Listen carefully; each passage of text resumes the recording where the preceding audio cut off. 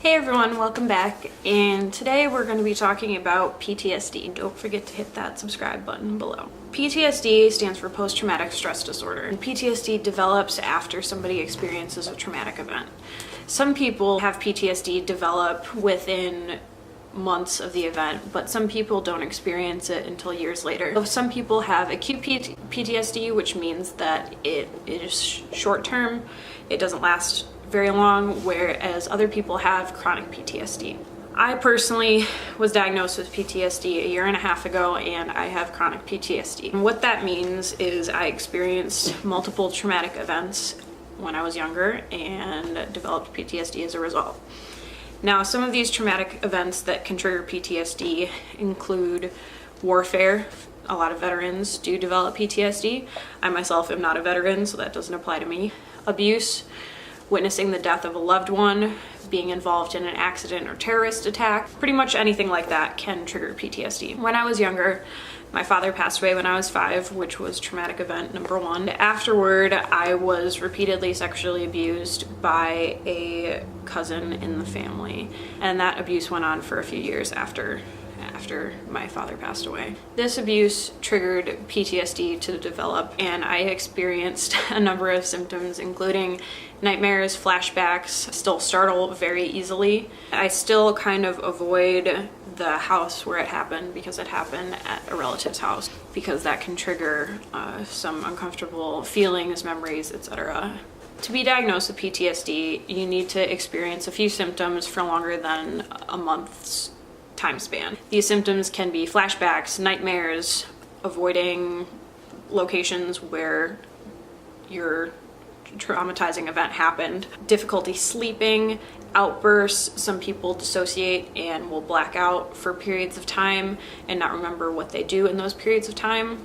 Some people have trouble remembering parts or all of the event that happened. Some people have distorted feelings of guilt. They feel like they caused the abuse, or they feel like they're responsible for the event that triggered their PTSD. Everybody's different, but to qualify for a diagnosis of PTSD, you need to have at least one re-experiencing symptom, like flashbacks or nightmares, and at least one avoidance symptom, like avoiding thoughts pertaining to the event or avoiding places that remind you of the event. At least 2 reactivity symptoms, like being startled or having outbursts or having difficulty sleeping. And at least 2 cognition symptoms, including, like I said, not having memories of some or all of the event, or having distorted feelings surrounding the event, like guilt. Somebody needs to have those combinations of symptoms under those categories for at least a month to be considered a PTSD diagnosis. There's many different types of treatment for PTSD out there. Some are more effective than others. Different people react to treatment differently, so some treatment might be better for one person but not work as well for another. Treatment can include talk therapy, which is kind of like traditional counseling type therapy. It can include medication. I am currently on a medication called prazosin, which is technically a high blood pressure medication that is being used off-label for the treatment of PTSD, and in studies it's proven to help decrease flashbacks and nightmares. So even though it's not a traditional psych med, it actually works pretty well for those kind of PTSD symptoms and has been extremely helpful for me. EMDR is also extremely helpful for the treatment of PTSD. EMDR stands for eye movement desensitization and reprocessing. It's a form of psychotherapy that helps to kind of desensitize your brain to those PTSD memories and reformat them so that your brain doesn't react to them as though they are actively traumatizing you, if that makes sense. One study funded by Kaiser Permanente found that 100% of single trauma victims and 77% of multiple trauma victims no longer qualified for PTSD diagnosis after 6 50-minute sessions. 6 50-minute sessions. So if you went once a week for a 50-minute session and did that for 6 weeks, you could have a drastic reduction in PTSD symptoms.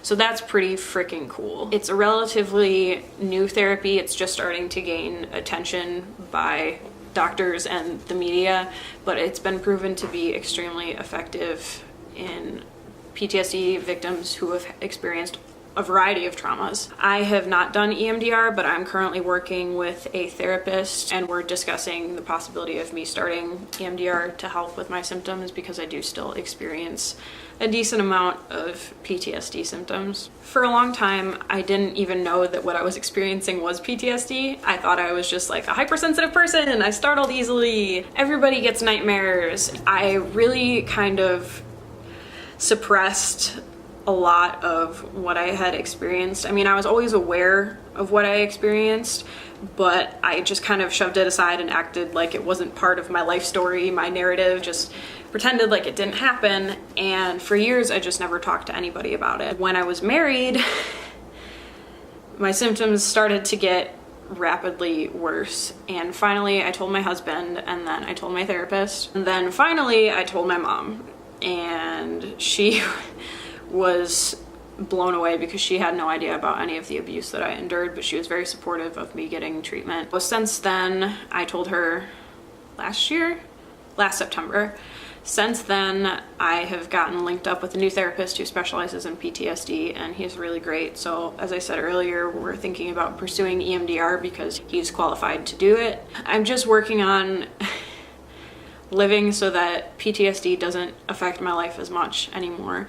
It's really difficult because currently it affects a lot of my life, more so than I ever really knew. Sorry if you can hear my cat back there. There were a lot of symptoms that I was experiencing that I didn't know were PTSD. I thought I was just really anxious and was originally diagnosed with generalized anxiety disorder. I never really got proper diagnosis and treatment because I didn't tell anybody what was going on with me. It's important to speak up if you've experienced any sort of traumatic event like that and you think that you might be experiencing PTSD, or even if you're just having some sort of symptoms that are distressing you, talk to a doctor, talk to a therapist, because who knows, you might end up having PTSD and there is treatment out there for it. And it's easy to go through something traumatic, whether it be an accident or abuse or whatever, and to kind of grin and bear it and just kind of soldier through it, pick yourself up by your bootstraps kind of thing. It's okay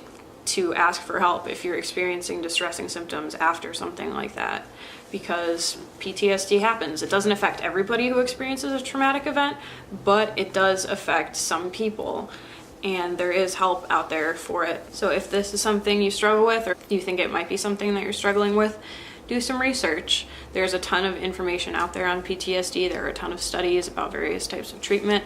Talk to your therapist, talk to your doctor, talk to me. Reach out because help is out there. Treatment is worth it. Even just taking the prazosin alone has made a huge difference. And I'm feeling very optimistic about working with my new therapist and possibly pursuing the EMDR because I know people who have gone through it who have had amazing results. I think it could be life-changing. So thank you guys for listening. Don't forget to like, comment, subscribe, and I will see you in the next video.